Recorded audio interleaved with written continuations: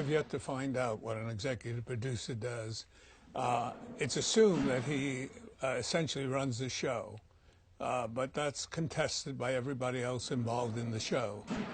Its initial appearance was in the mind of Dan Melnick, who conceived of doing a spoof on James Bond. And Dan and Davis Uscon hired Mel Brooks and Buck Henry to develop it. And I thought they did a remarkable job. I was intrigued by the original script.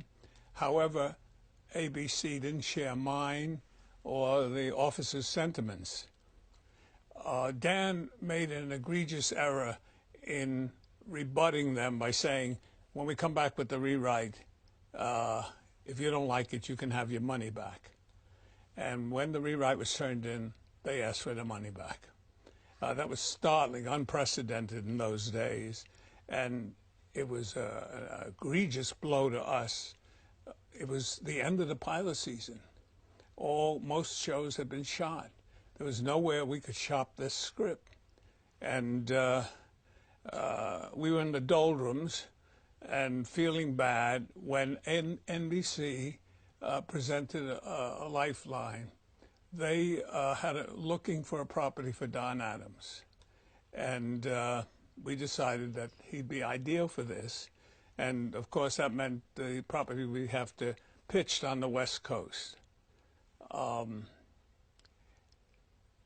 show had been originally written with Tom Poston in mind. I don't know if you're aware of that. And so it was much more physical than it was verbal. Once we had to consider the possibility of Don Adams being in it, we knew it had to be more verbal and reconstructed slightly, and we didn't yet know whether Don was capable of any physical activity. A third character in New York is important in this story, Dick Dorso. Dick Dorso was the agent representing Get Smart. He had been rejected twice by ABC, and he was unduly nervous and overly concerned in my mind. He would call me every day. I was doing a polish on it, and I couldn't really find anything to polish. I thought it was essentially a marvelous script, but we had the two defeats behind us. So each day I'd say, I'm working on it, Dick, and he'd say, please, we're going to have a meeting in a week, and a meeting had been scheduled with Grant Tinker of NBC, whom I did not know, and I didn't know Dick. I was aware of him, but I had never met him. But I had this constant concern pressed upon me each and every day. And I said, I have an idea for an opening. And I added a door sequence. And then I did a little bit more, a joke here and there, and I put an agent in a confined space. And each day Dick would be reassured and for temporarily. And eventually the meeting was held at the Beverly Hills Hotel in Dick's room. He had flown out here, and Grant Tinker showed up, and we were sitting in a triangle. We were virtually equal distance from each other, and Dick and Grant knew each other, and I knew neither of them, but the two men were talking amenities, and I joined in on that. And finally, Grant said, okay, let's get down to why we're here. And he said, I read the script last night, and I read it this morning, and I love it. And Dick said, don't worry, Leonard can fix it. So then and there, I realized something is amiss here unless these are two practical jokers. And the more Grant said lavish and marvelous things about Get Smart, Dick would say, and Leonard's got an idea to change the opening, and he's going to put in a sequence with another agent. And I realized Dick was so conditioned. It was Pavlovian. He was only hearing negative thoughts. And if they weren't there, he was making them up. So I decided I better, if surreptitiously, if at all possible, let him know he's on the wrong key, playing in the wrong key. But I couldn't reach him. I couldn't extend my foot far enough. So I gradually slid down, as I'm doing now, in my chair until I thought I could reach him. And at that time, I fell out of my chair. And I clumped on the floor. The both men looked startled. They'd been so preoccupied with their own thoughts. And I started to laugh. And they said, "What's so funny?" I said, "You haven't heard each other." And I think I introduced the Maxwell Smart moment into this meeting. And I explained to him that Grant loved the show and Dick only heard disclaiming, defaming things. And pretty soon we all were able to laugh at it. And that's the history of how suddenly Don Adams became Maxwell Smart. I had served in counterintelligence during the war, so I had an appreciation of the absurdities that went on in real life, and so capitalized on them in and on film. My experience fortified the moments, gave them a basis for reality, and when anybody said that can't happen, I had irrefutable proof that it could in my mind, so that I withstood many challenges and many attempts to change things that they felt were simply impractical or unrealistic or too imaginary. Well, we were very fortunate. There was a community of writers and actors in New York. It was live television. It was the last gasp of playing before an audience of substantial size, having an opening night every week. It was remarkably rewarding and exhilarating. So it attracted gifted writers. And you had an enormous challenge. There was no laugh track, thank God. And so we benefited from that. We had to earn our laughter, and we were skilled enough to do it, or we were gone. And as a consequence, everybody was honed to perform even when there wasn't an audience, as if there were an audience. And so the performances always played, even on Get Smart, where we did not have an audience, to an audience. And as a consequence, whenever I took a film and ran it before an audience, we would be fiercely right about the moments that they were going to respond. And we never used a track where we didn't get a laugh from the original audience. But our perceptions and guesses were close to 100%. I had, if I may indulge in this on myself, I had done the Jackie Gleason show in New York for 4 years, the Bilko show for a year, and Steve Allen for 4 years. And when I came out here, because the business moved out here, I couldn't get work. Because sitcoms didn't want writers who wrote jokes, they said. But what they meant is they didn't want jokes in a comedy, which sounds maddened, because they had actors who couldn't be funny. So it was a bizarre transition and bewildering. Ultimately, enough of us went back to our roots and did shows in front of audiences once again, and survived for ourselves, if not for others, yes. I had a very bright and a likable human being who ran a studio said to me, "Leonard, we'd love you to do a comedy for us, but we don't want jokes." And I said, you don't mean that? He said, "Yes, I do." And I said, "I feel like I'm at the Mad Hatter's Tea Party. Why don't you want jokes in a comedy?" And he explained, "Because we don't have anybody who can deliver them." And I said, "Why?" He said, "We don't work with comedians. We don't people who've honed their talents." And to a certain extent, he was right. So a kind, humorous remark that was flirted with a unique twist was satisfactory. And then they had the laugh track was being perfected, so that eventually hello became a punchline and left a bewildered audience saying, "Why didn't I laugh at that?" And ultimately, a Pavlovian response 10 years later, they're laughing at hello. Buck is known for his dry wit, biting satire, and voracious appetite. That's seldom included in his credits. There is no leftover that Buck won't eat. It was a blessing in the first year to have Buck as the story editor. We ourselves had great admiration for the current events, converting into fine comic material. And Buck, as you said, was wry and mischievous. And again, we collaborated on a two-part script, but it was a fascinating collaboration because literally we talked story. And then Buck would go and do something and leave it on my desk, and I might pick up and add a page or two and drop it back at his desk. I don't think we ever talked about the script other than how the story was going to develop. It changed with each year. When Buck was story editor, it was his imprimatur, mainly upon their scripts. But I would work with Buck very closely and hopefully assiduously on story. I felt the story had to be there or Get Smart would not succeed. I'm a great believer that essentially you got to tell a well-constructed beginning, middle, and end story, and in that order. And once that was there, I felt Buck was adroit and extraordinarily gifted at dialogue. So we only collaborated in that first year on when he invited me in, or on the scripts we did together, except for, as I said, for story. The second year, I think Arnie Rosen came in, who was, again, very gifted.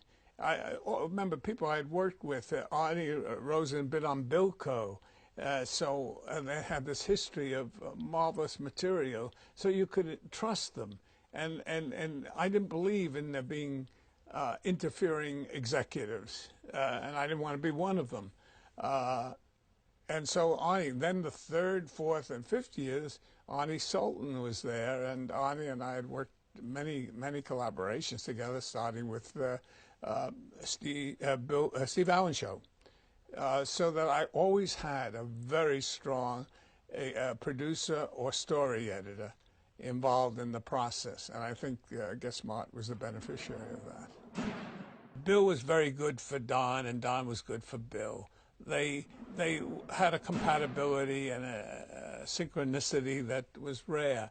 And as you know, some of our standard responses on Get Smart were the result of a collaboration between Bill and Don. Would you believe is Bill and Don's? And it stood us in good stead through 5 years. And that experience Don had working on Bill's film was important because he essentially, as you said, and no, he was a stand-up comic, but he didn't have much experience working. He's innately a very fine actor, and it certainly manifested itself in Get Smart. So he came to us for Get Smart, experienced in getting laughs, and knowledgeable about a three-camera technique, which we essentially employed even though we were a one-camera show. We went for the laugh. We didn't say it's an incidental part of Get Smart. It was the soul of Get Smart. To be funny, to be witty, to amuse, you know. Often I hear Maxwell Smart described as bumbling and stupid, and I am very resentful for that because he is not that. And if you look at it, only on a badly written show is he that. Occasionally he was. But really, he's an unfathomable character, the Chief, but an infallible one.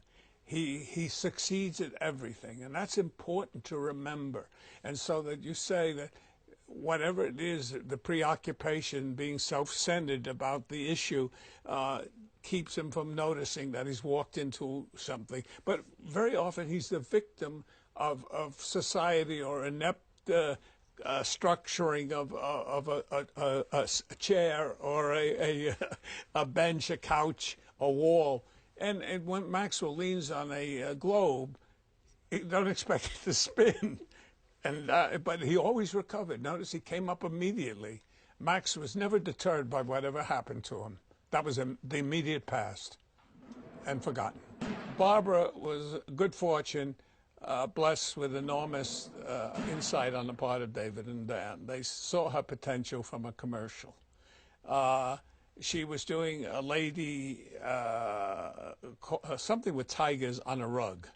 And she was very appealing, sensuous, and yet a lady and dignified, an odd and almost ironic combination, and engaging and enchanting. And we decided to put her under contract $4.99 when we hadn't even showed the show. I don't think we'd even finished the script.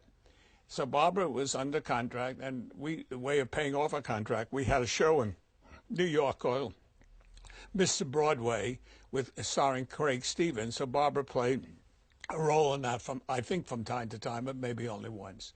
And we saw that she was indeed at home and acting. And when Get Smart was sold and Don was going to star in it, it was my responsibility to introduce him to Barbara on the screen. We thought once he sees her in Mr. Broadway, he'll be most responsive to her. And because she was very good and very effective in this program, and as I said, enchanting. He watched it, the lights went up, and I turned to him for a reaction. And he said, "She's taller than Craig Stevens." I said, "Oh my God, I forgot the height problem." And I said, "Yes, she is." He says, "But she's too damn good to let go." I love the cast, and the majority of the cast were people I worked with before.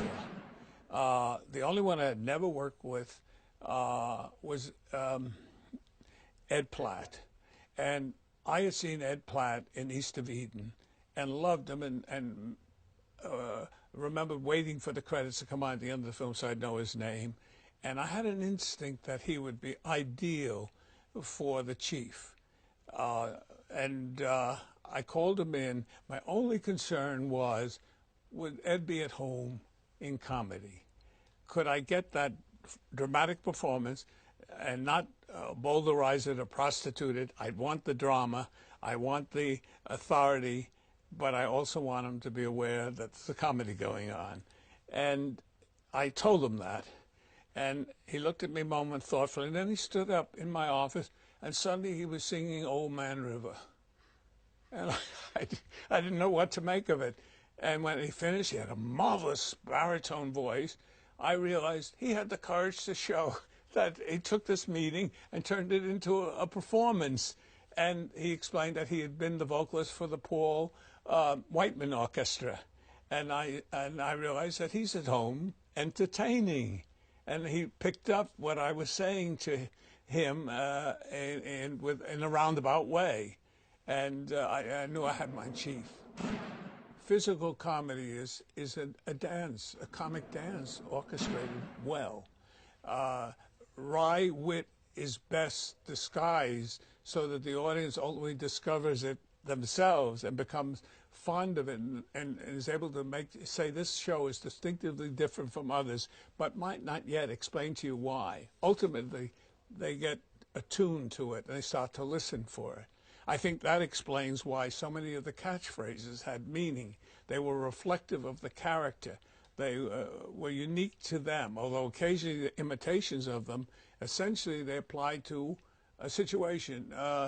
Sorry about that, Chief. Was not an intended catchphrase. I don't know if we added it, it was just plain dialogue.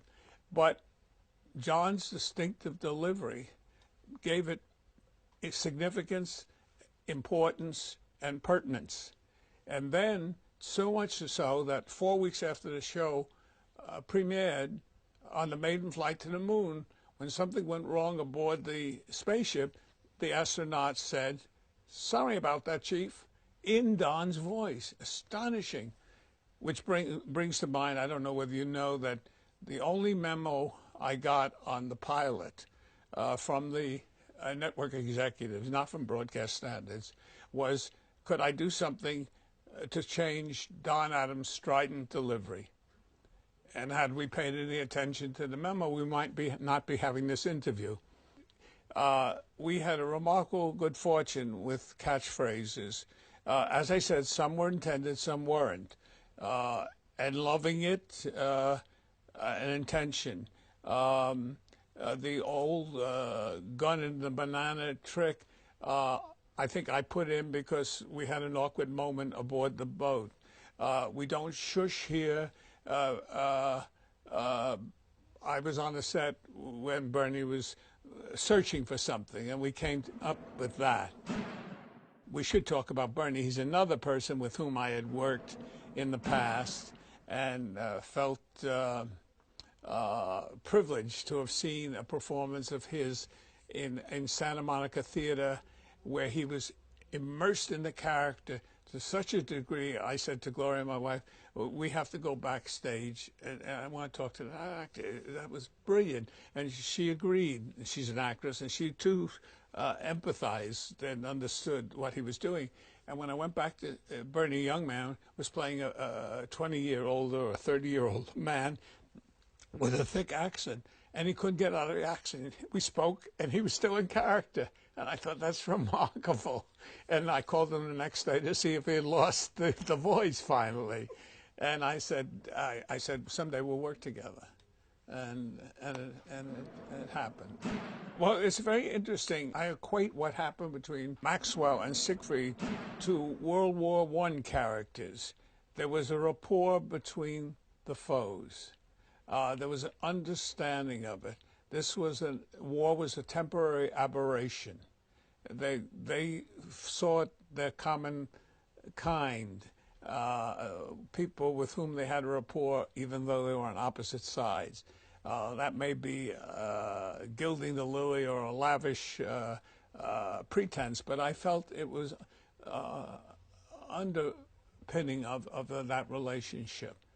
He was an aristocratic Nazi, and he never lost the menace without sacrificing the comedy, or the reverse would be true. So that became a meaningful villain for us.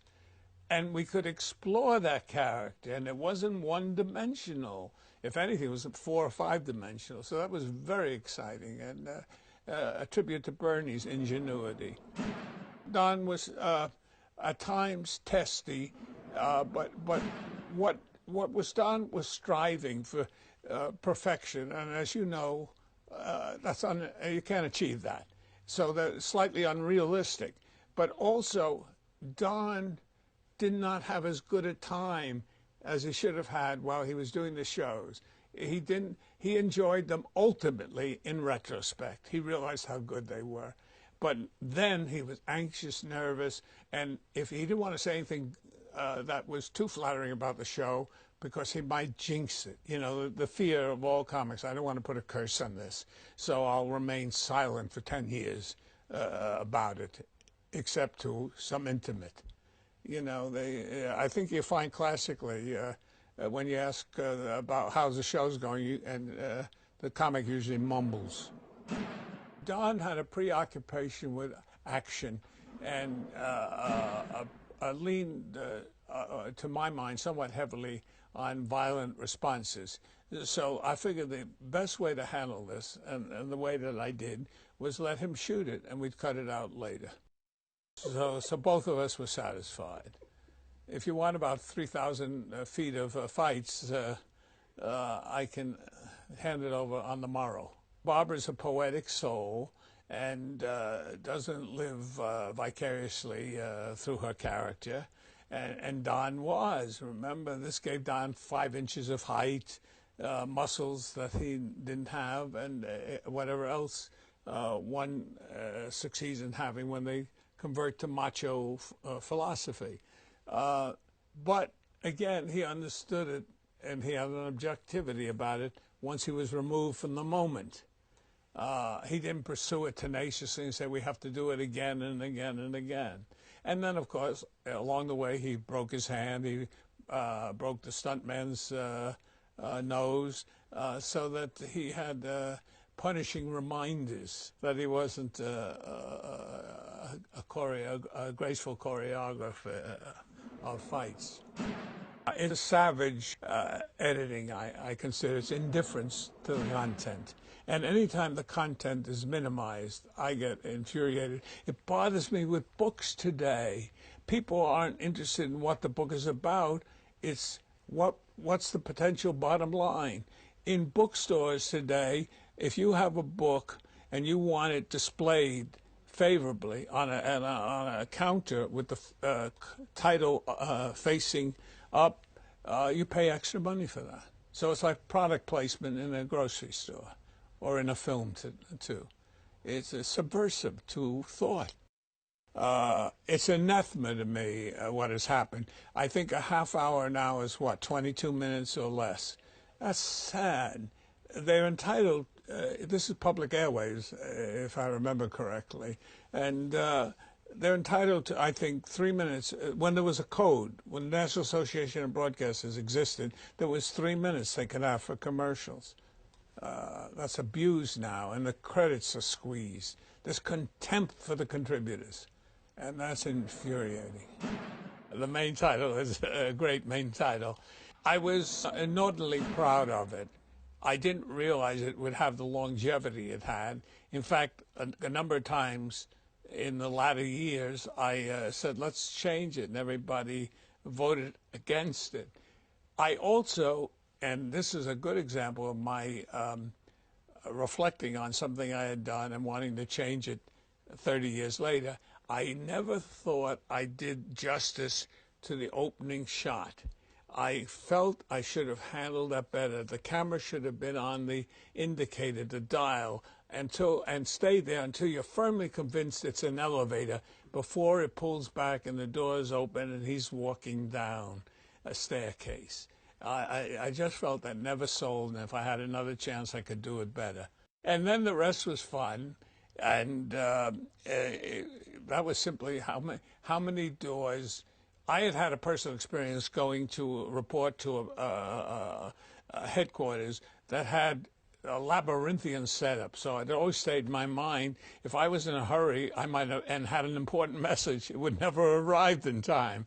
And so I figured, well, every conceivable door, open in, open out, slide up, slide down, and ultimately the phone booth seemed to be the perfect destination for Maxwell.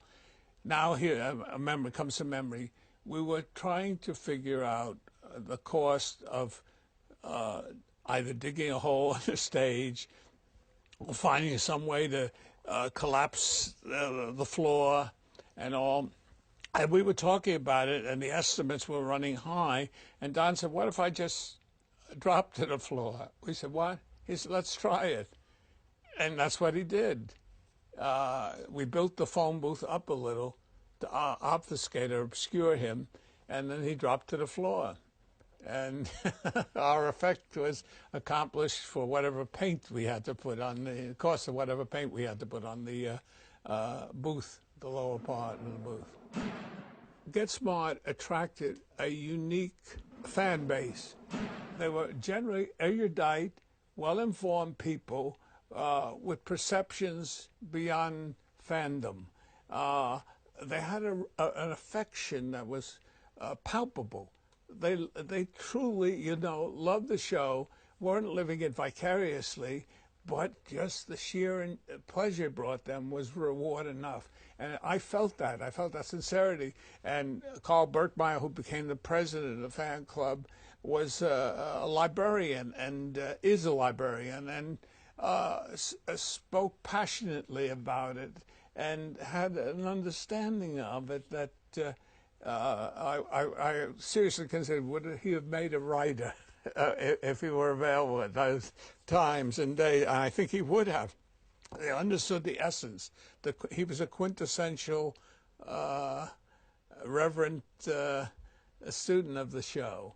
And Sue Kessler was an editor and responding to it and loving it. And I guess it affected her at a time when she was a young girl, that it indelibly etched itself in her memory and as something joyous and good, so that she still today is enriched looking at and revisiting memories. I enjoyed them, I think, as much as they enjoyed me, and it led me into a world I normally don't traffic. And I've been amply rewarded by the relationships. It's not been unilateral. I don't know how to explain the reward. You enter into this.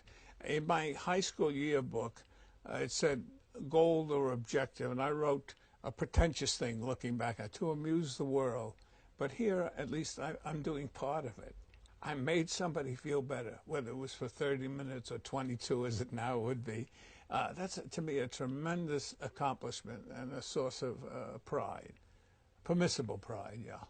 Oh, it's extraordinary when you're exposed to uh, people who appreciate it in large numbers. There have been meetings I've attended of a number of shows for which I was a writer or participated in, and I found, even with Get Smart, that the audience, the fans, the people who dwell in the archives of Get Smart, they know the show better than I do.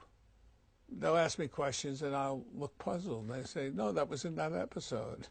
I say, I'll take your word for it. I don't remember it. I remember we were nominated and exhilarated when we won. And we had, to be honest, I think we thought we'd win the previous year, which we didn't.